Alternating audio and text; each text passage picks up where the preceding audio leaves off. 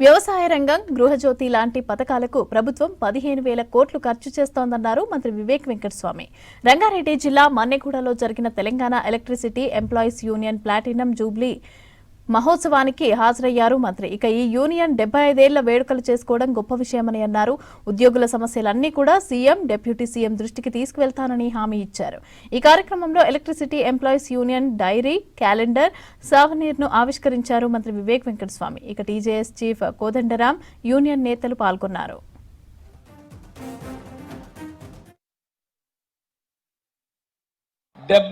సంవత్సరాలు వేడుకలు చేసుకుంటున్నారంటే నిజంగానే 1104 యూనియన్ ని అందరూ కూడా గట్టి చప్పట్లతోని అభినందన చెప్పాలి. ఆ యూనియన్ ఇన్ని సంవత్సరాలు నడుస్తుందంటే కేవలం ఏకైక లక్ష్యం కార్మికుల వారి హక్కులు కల్పించాలి, వారికి న్యాయం చేయాలని చెప్పి ఆ ఆలోచనతోని మీరు పనిచేసినందుకు ఓపెన్ యూనియన్ ఎలక్షన్స్ అయినప్పుడు కూడా మన 1104 అది పెద్ద మెజారిటీతో ముందున్నారని చెప్పినారు. అదే ఒక నిదర్శనం అన్నమాట. సో ఇంత మంచి యూనియన్ లో మీరందరూ కూడా కొనసాగుతున్నారు. మీరు హక్కులు ఏదైతే ఇంతకు ముందు రాసిన హక్కులు కూడా అన్ని కూడా నేను రాసుకోవడం జరిగింది.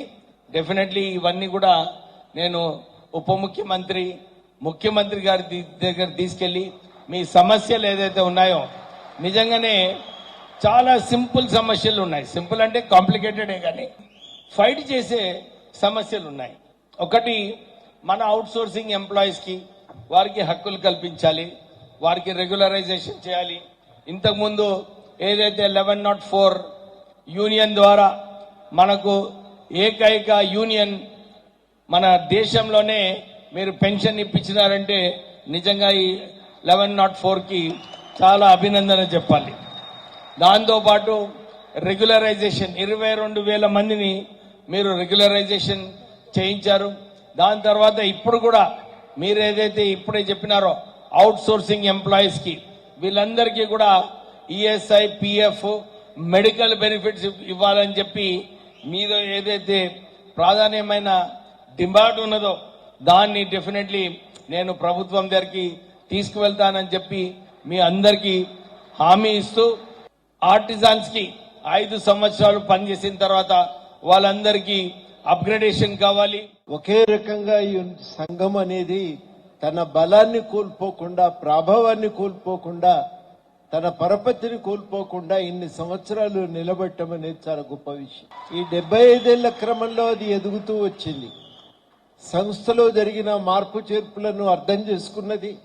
కార్మికులకు నష్టం జరుగుతున్నప్పుడు కార్మికుల పక్షాన నిలబడి గట్టిగా ప్రభుత్వంతో తలపడ్డది, వెనుకకు పోలేదు.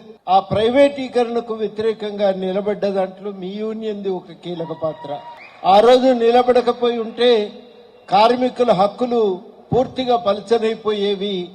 ఈరోజు మనం పూర్తిగా బలహీనమైపోయి మన హక్కులను కోల్పోయి బతకవలసిన పరిస్థితి వచ్చేది. కానీ ఇప్పటికీ కూడా అదే రకంగా మన హక్కులను మనం అనుభవించగలుగుతున్నామంటే ఆ రోజు చేసిన ఉద్యమమే ప్రధానమైనటువంటి కారణం. అట్లా నిలబడి ఉన్నటువంటి సంఘం ఇది. ఏ పార్టీతోని అనుబంధంగా లేదు. పార్టీతో అనుబంధంగా ఉంటే గవర్నమెంట్ లో ఉన్నప్పుడు పార్టీలు బలంగా ఉంటాం, పార్టీలు లేనప్పుడు బలహీనపడిపోతుంటాం. కానీ పార్టీలతో సంబంధం లేకుండా నిలబడి అధికారంలో ఉన్న ప్రభుత్వాన్ని ఒప్పించి మెప్పించి అన్ని డిమాండ్లను కూడా సాధించుకుంటూ వచ్చారు. 99లో అపాయింట్మెంట్ అయ్యి 2004 వరకు ఉన్న కార్మికులకు మన ప్రభుత్వ ఉద్యోగులందరికీ కూడా సార్ పెన్షన్ సౌకర్యం జీపీఎఫ్ ఉన్నది సార్. ఇక్కడ మాత్రం గత ప్రభుత్వం దాన్ని సాల్వ్ చేయకుండా ఏదైతే వారికి అందరూ కూడా ఈపీఎఫ్ పెట్టి పెన్షన్ లేకుండా చేసింది సార్. దయచేసి వారందరూ కూడా మరి కళ్ళల్లో వెలుగు, వాళ్ళ కుటుంబాల వెలుగు నింపాలంటే వారందరూ కూడా సార్ 99 నుంచి 2004 వరకు జీపీఎఫ్ కల్పించి పెన్షన్ సౌకర్యం కల్పిస్తారని ఈ ప్రజాప్రభుత్వాన్ని సార్ ఈ యొక్క మా సభ్యుల ద్వారా మీ ద్వారా మేము కోరుకుంటున్నాం సార్. అలాగే సార్ సిబ్బంది కొరత అనేది బాగా ఉంది సార్. సిబ్బంది అనేది రిక్రూట్మెంట్ లేదు.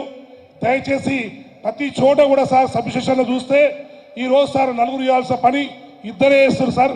మీకు తెలుసు సార్, మన మంచిర్యాల జిల్లా చెన్నూరు కలిసి కూడా ఎన్నో సబ్స్టేషన్ కొత్తగా మీరు వచ్చినాక ఎన్నో అయినాయి. అందులో కూడా సార్ ఒకరిద్దరే పనిచేస్తున్నారు. కాబట్టి దయచేసి సిబ్బందిని కూడా నియమించేదానికి కూడా పక్కే కూడా మీరు మీ ద్వారా ముఖ్యమంత్రి చెప్పేసి దీన్ని కూడా చేస్తారని చెప్పి సార్ మేము కోరుకుంటున్నాం సార్.